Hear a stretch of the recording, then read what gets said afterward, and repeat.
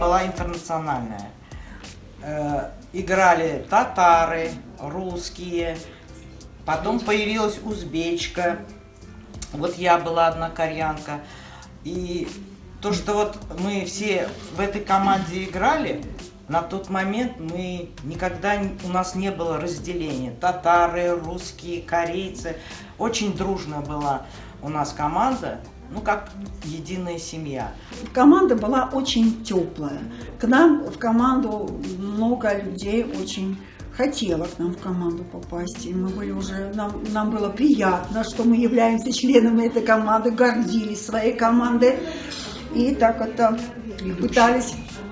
пытались не уронить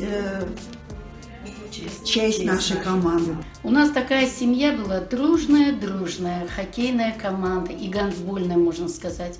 Мы никогда никого друг друга не обижали. Скажите, девочки, правильно? У нас конфликтов даже не было конфликтов. За эти 7 долгих лет это, знаете, было, наверное, действительно перевоплощение меня, как просто девочки, какой-то, может быть, в какой-то степени балованной единственной дочери разгильдяги, я превратилась в целеустремленного, в борца.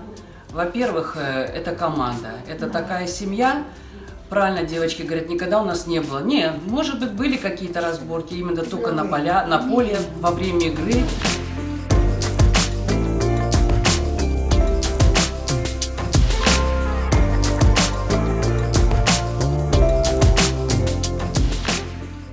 Он был нам и как друг, и как тренер, и как отец. Но вот буквально со всех сторон нас оберегал. У меня были тогда проблемы с сердцем.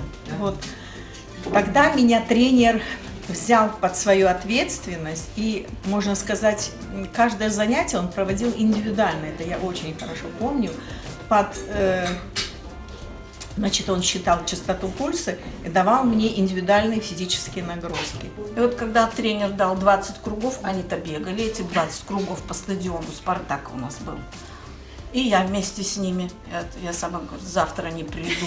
Это я сама себе так сказала. Но я пришла.